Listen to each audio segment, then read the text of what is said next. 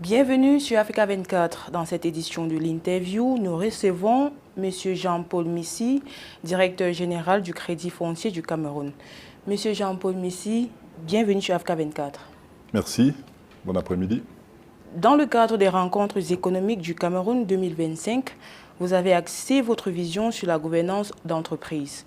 Partagez avec nous la vision du lien que vous faites entre la gouvernance et la performance d'entreprise, entre le secteur public et privé. Bien, merci pour l'opportunité que vous donnez de communiquer sur les rencontres économiques du Cameroun, édition 2025, auxquelles j'ai le privilège de participer. Mais permettez qu'avant de répondre à votre question, que je contextualise, parce que c'est un sous-thème que vous avez pris. Je crois que le thème central, c'est quelle politique économique compacte pour la relance de l'économie, ou comme levier de croissance. Donc, les mots-clés là-dedans, c'est politique économique, levier de croissance et performance. C'est une déclinaison qui nous ramène au thème que vous évoquez, à savoir gouvernance et compétitivité dans les entités publiques et privées. Donc je voulais établir un parallèle entre le thème central et la déclinaison que vous évoquez. Donc permettez que je m'attarde un peu pour bien contextualiser et que mon propos sur la gouvernance des entités publiques et privées ait un peu plus de sens. Alors, tel que le thème a été campé, on voit bien que l'ensemble du gouvernement à la tête duquel le Premier ministre a personnellement présidé les assises. C'est un indicateur important sur l'importance que le gouvernement accorde à ces questions économiques. Puisqu'on évoque les politiques économiques qui sont l'apanage des gouvernements. Donc il y a d'un côté le gouvernement, avec l'administration comme bras séculier, qui est dans le régulateur dans l'environnement économique. Et il y a dans un second niveau les entités publiques ou privées qui sont des acteurs. Donc, si je prends une allusion à la science physique, on pourrait dire que c'est un couple de forces. C'est-à-dire que l'État comme régulateur et les entités publiques et privées comme producteurs. L'un dans la fonction normative et régulatrice, l'autre dans la fonction de production. Donc quand on prend les choses sous cet angle-là, on voit bien qu'il doit y avoir une cohérence entre ce que font les uns et ce que font les autres. D'où l'importance du terme pacte qui renvoie à un consensus qu'on scelle. C'est ce que c'est un pacte. Donc un consensus des parties prenantes qu'on scelle pour atteindre le même objectif. Je crois que c'est en cela que ce thème a quelque chose d'original, en mobilisant donc le gouvernement et le secteur privé. Pour revenir à votre thème gouvernance et performance d'entités publiques et privées, on ne peut pas se départir de faire appel au thème central. Que fait l'État ou l'administration? Eh bien, l'État développe une vision. Pour ce qui concerne notre pays, je pense que tout le monde la connaît. C'est la vision d'un pays émergent à l'horizon 2035, uni dans sa démocratique et uni dans sa diversité. Je crois que la formule, tout le monde la connaît. Il y a une stratégie élaborée sous l'auspice de l'État qui porte l'intitulé en acronyme de SND30, c'est-à-dire Nation de développement à l'horizon 2030. Il y a des politiques publiques qui sont déclinées à l'aune de ces stratégies. Et vous verrez que dans les thématiques spécifiques, ce sont des déclinaisons de ces différentes politiques. Politique d'import substitution, politique numérique, politique, etc., etc. Donc on a décliné pour voir que fait dans chaque secteur l'administration. Donc ces fonctions normatives régulatrices sont de la compétence de l'État. Mais l'État lui-même est un acteur économique. Et donc, il a des entités publiques qu'il met au point, c'est son outil de production, qui quelquefois évoluent dans le même champ concurrentiel que les entités privées. Les responsables, de manière générale, c'est l'institution des institutions d'État. Donc, la gouvernance des entités publiques et privées sont en quelque sorte tributaires de tout ce que fait l'État en amont, et que j'ai évoqué tout à l'heure. Quand j'aurais dit cela, je pourrais maintenant, de manière très confortable, parler de ce que vous évoquez, la relation entre la gouvernance et les performances dans les entités publiques et privées. À ce niveau-là, la littérature abonde des principes de gouvernance que tout le monde connaît.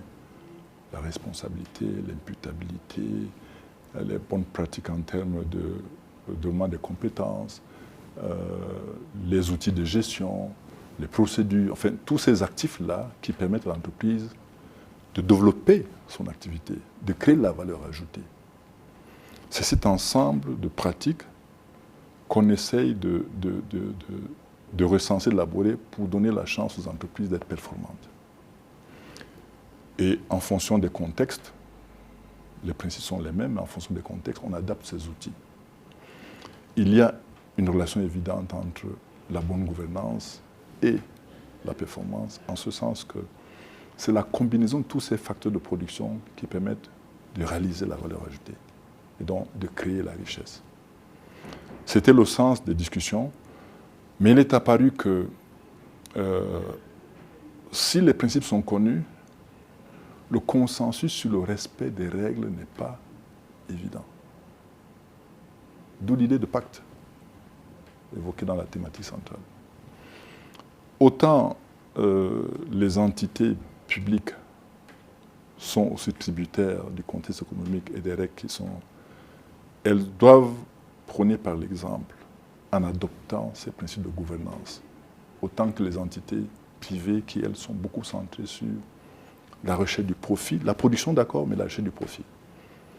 Les entités publiques étant beaucoup plus orientées vers le service ou l'intérêt général. Mais on voit très bien aujourd'hui que certaines entités publiques évoluent dans le contexte concurrentiel et marchand.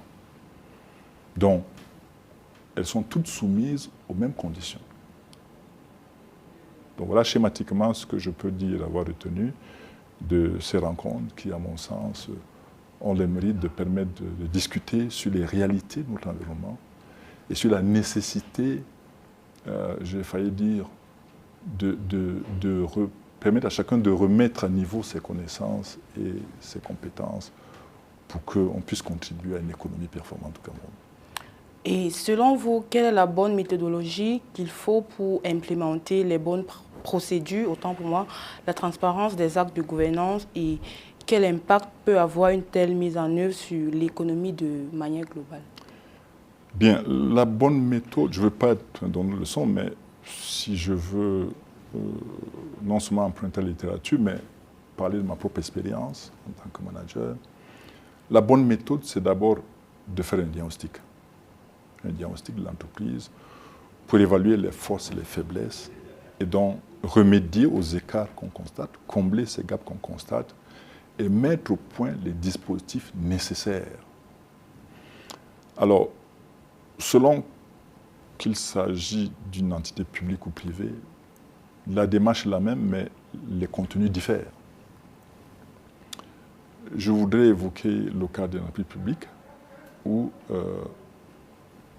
l'État a mis au point un cadre réglementaire. J'évoque la loi qui porte sur le statut des entreprises publiques et privées, publiques autant pour moi, et ce décret d'application. La loi remonte à 2017, je crois, et le premier en 2017, et le décret d'application en 2018, si j'ai bonne mémoire. Dans ces textes, c'est un marqueur important dans les réformes des entreprises publiques. En ce sens que le contenu de ces textes promeut la bonne gouvernance et la performance des entreprises publiques. De mémoire, je crois savoir que dans le décret d'application, il est fait obligation aux entités publiques de se doter des structures de contrôle de gestion, dont permet d'analyser les éléments qui peuvent amener à la performance, d'avoir des structures dédiées à l'audit interne pour évaluer les dispositifs de contrôle et mesurer les risques, de promouvoir la formation pour les compétences. Donc, il y a un ensemble de principes qui sont évoqués dans ces textes pour amener les entreprises publiques à la performance. Donc, vous comprenez que si vous voulez instaurer une bonne gouvernance, vous devez auditer votre entreprise pour voir quels sont les points sur lesquels il faut être vigilant. Je ne vais pas détailler, mais ça peut aller de l'audit des ressources humaines à l'audit du système d'information, aux procédures, à la comptabilité, au système d'archivage. Bref, tout ce qui permet à l'entreprise de développer un modèle économique performant. C'est lorsque vous aurez fait cet audit que vous allez donc arrêter une méthodologie pour mettre en place les outils nécessaires et permettre à l'entreprise de produire. Vous dirigez le Crédit foncier du Cameroun depuis plusieurs années et comme entité publique, vous êtes un acteur majeur du financement des PME, notamment les promoteurs immobiliers. Comment jugez-vous l'évolution de ce secteur impactant de l'économie camerounaise? Bien, vous me demandez d'être juge et partie parce que je suis acteur du système et vous me demandez de juger, mais je vais faire juste part de mes constats. C'est un secteur important, l'immobilier. Je crois que si vous fondez seulement sur l'adage qui dit que quand le bâtiment va, tout va, c'est un levier important de l'économie. Et donc nous évoluons dans ce secteur. Nous consentons des crédits à ceux qui veulent faire la promotion immobilière, qu'il s'agisse des acteurs professionnels ou des acquéreurs de logements ou de parcelles. S'agissant des PME, il y avait un atelier sur le financement des PME où il est apparu clairement un clivage, je crois, des incompréhensions sur les responsabilités des uns et des autres. Et là, nous revenons encore à la question de la gouvernance. Parce que les PME ont besoin de ressources pour financer leurs projets. Les banques, en l'occurrence le Crédit foncier, octroient des ressources. Mais elles le font selon un canevas d'analyse de la bancabilité du projet ou de la viabilité du projet. Le promoteur, habituellement, a l'idée de projet, mais n'est pas forcément outillé pour présenter son projet selon les critères qu'utilise la banque pour financer son projet.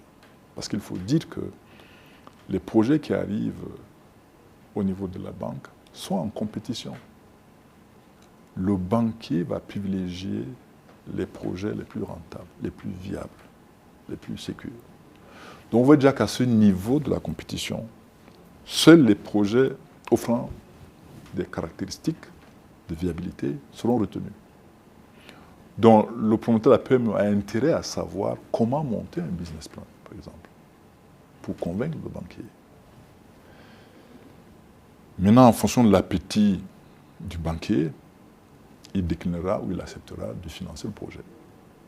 Ça me donne l'occasion de revenir sur ce sempiternel malentendu qu'il y a entre les banquiers et les clients que sont les promoteurs, par exemple.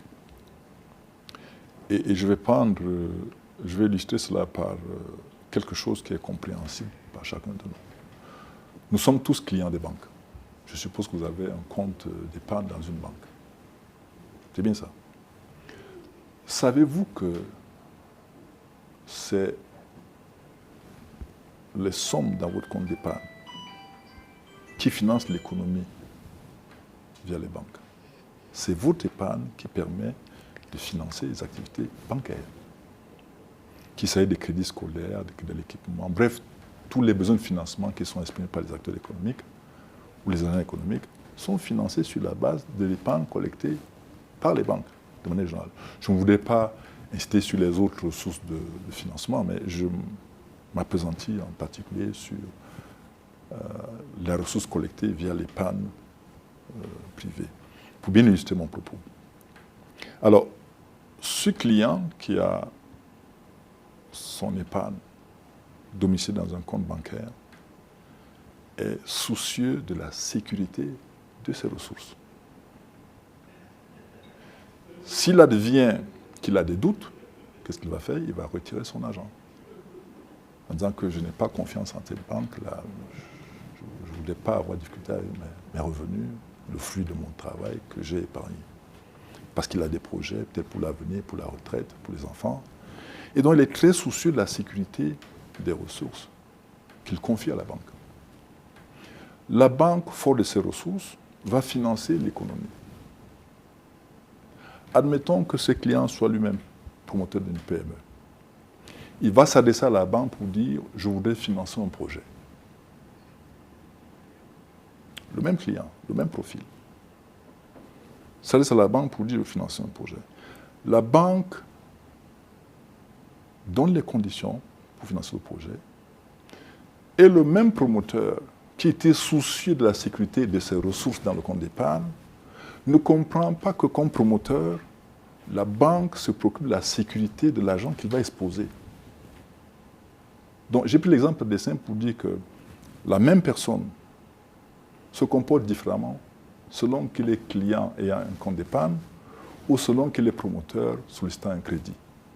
Dans l'un des cas, il va très bien comprendre les mesures que les banques préconisent pour assurer la sécurité de ses ressources, mais de l'autre, il ne comprendra pas que la banque soit réticente à prendre des risques sur un projet pour lequel il n'est pas convaincu. Donc ça vous donne une idée de l'incompréhension qu'il y a entre la banque et ceux qui sollicitent le crédit. Ce sont des ressources qui n'appartiennent pas à la banque et dont elles sont extrêmement protégées par le régulateur. Il y a tout un droit bancaire spécial pour protéger l'épargne des uns et des autres, qui servent au financement de l'économie. Et je crois donc qu'il y a un besoin là d'une sensibilisation et peut-être d'une éducation financière pour bien faire comprendre que l'usage ou le recours au crédit bancaire doit obéir à des règles précises. C'est l'un des aspects les plus importants, m'a-t-il semblé, de la relation entre le banquier et l'homme d'affaires ou le promoteur qui veut des ressources pour financer. Ce d'autant plus que, comme vous le savez, le terme crédit étymologiquement veut dire confiance. Donc j'expose l'argent parce que j'ai confiance. Mais cette confiance ne peut être justifiée que par des éléments de conviction assis sur le dossier. J'espère avoir répondu à vos préoccupations. Donc, oui, nous finançons, mais à la condition que les projets correspondent à des critères. Dans cette même perspective, comment franchir ces écueils alors que de nombreuses PME vous reprochent un manque de prise de risque et trop d'exigences, de garanties exigées? Bien, c'est exactement ce que je viens d'évoquer, c'est-à-dire qu'il faudrait que les promoteurs montent des dossiers qui correspondent, qui répondent aux préoccupations du banquier, à savoir la viabilité du projet, sa rentabilité et la sécurité des ressources. Lui veut gagner de l'argent, il monte un projet, le banquier est prêt à le financer, mais à la condition qu'il soit sûr que ce projet va générer des revenus susceptibles de restituer le crédit. C'est là toute la problématique. Donc ce qu'il faut faire, à mon sens, c'est un meilleur encadrement des promoteurs pour qu'ils soient sensibilisés, peut-être même formés sur la manière de monter des projets. Le tout n'est pas d'avoir un projet. Très souvent, ce sont des idées de projet. C'est à force d'investigation et d'analyse qu'on se rend compte qu'il y a des diligences à mener, des informations à réunir, avant de prétendre obtenir le financement. Le Cameroun a entrepris la mise en place audacieuse d'une politique d'import-substitution. Quels sont selon vous les véritables atouts d'une telle approche pour l'économie camerounaise? Bien, je pense que la question en elle-même comporte sa réponse. C'est-à-dire que il est préconisé dans le cadre de cette orientation politique, de produire pour que notre production se substitue aux importations massives que nous avons. Et lorsqu'il s'agit des besoins de première nécessité, comme l'alimentation, vous comprenez que c'est préoccupant, que vous dépendiez totalement de la production des autres, alors que nous avons les capacités et les moyens de produire. Diversité au niveau géographique. Nous avons, tous les régions du Cameroun ont vocation à soutenir des spéculations qui peuvent satisfaire la demande nationale. Et donc, cela nécessite, comment dirais-je, une démarche structurée. En se fondant sur l'avantage comparatif, quelles sont les zones qui peuvent se prêter facilement à un type de production? Quel est l'accompagnement nécessaire à apporter aux producteurs pour qu'ils soient en situation de produire à des coûts raisonnables? Parce que figurez-vous, ces produits que nous importons sont parfois le fruit de politiques protectrices dans les pays d'origine, qui les permettent de vendre à des coûts très compétitifs.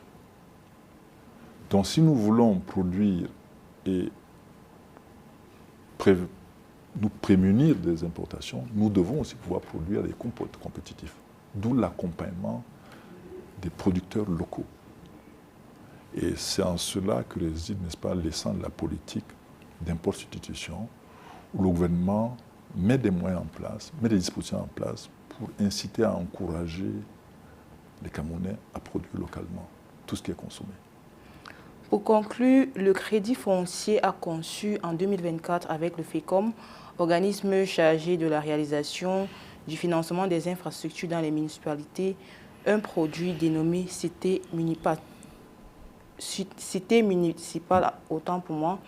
Un bilan d'étage indique des accords avec 90 communes pour 1500 logements et 30 milliards de francs CFA investis. Quel regard portez-vous sur ce segment de votre activité et quel est l'impact dans le cadre du développement local et comment travaillez-vous avec les entrepreneurs du secteur privé pour ces réalisations? Bien, alors c'est une collaboration dont il faut se réjouir, des institutions publiques qui se mettent au service des collectivités pour leur apporter l'appui nécessaire, leur permettant de produire un équipement essentiel à l'éclosion de l'économie locale, à savoir le logement ou l'immobilier. Vous savez que les villes sont des foyers économiques, des lieux de production. L'économie se réalise en grande partie dans les villes, qui favorisent les échanges et la production.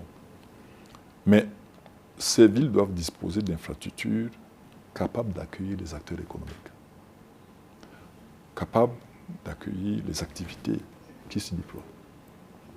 Donc nous avons remarqué que le déficit important de logement empêchait certaines villes de bénéficier de l'apport d'investisseurs ou de promoteurs alors qu'elles avaient des atouts naturels pour pouvoir offrir des activités économiques. Et ce déficit-là, s'il était comblé, permettait donc aux promoteurs de s'installer. C'est simplement cette philosophie.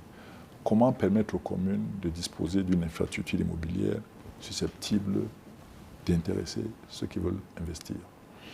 Mais ce n'est pas seulement l'investissement au sens privé ou financier du terme, c'est aussi l'investissement social. Quand vous avez dans une ville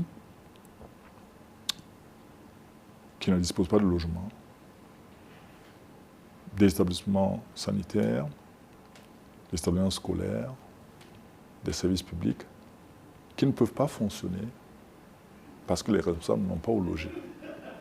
Vous comprenez donc qu'en offrant des logements à ces responsables, on permet de manière indirecte à ces services publics de fonctionner, c'est-à-dire de dispenser de la santé, de dispenser de l'éducation, de dispenser de la sécurité, qui sont autant de services nécessaires pour le fonctionnement du ville. Donc, c'est un besoin important que nous essayons de combler. Il nous a semblé que, à la faveur de la décentralisation, mises en place par le gouvernement, les collectivités étaient en capacité de pouvoir aussi fournir du logement. C'est pour ça que ces lignes de crédit ont été mises en place avec l'appui technique du FECOM pour permettre aux collectivités de produire des cités municipales qui sont donc offertes aux citoyens, aux acteurs économiques, aux fonctionnaires, à tout le monde pour qu'ils puissent s'installer et renforcer le tissu économique local par leurs activités, en ce sens qu'ils ne sont plus obligés de sortir régulièrement pour ne venir que les week-ends, mais de s'installer et donc de consommer localement et donc de pouvoir aux ressources qui permettent aux producteurs locaux de recycler leur production. Donc c'est un cercle vertueux qui permet à l'économie locale de se développer. Monsieur Jean-Paul Missi, directeur général du Crédit Foncier du Cameroun, merci d'avoir répondu aux questions d'Africa 24. Je vous remercie. Merci d'avoir suivi cette édition de l'interview. L'information continue sur Africa 24.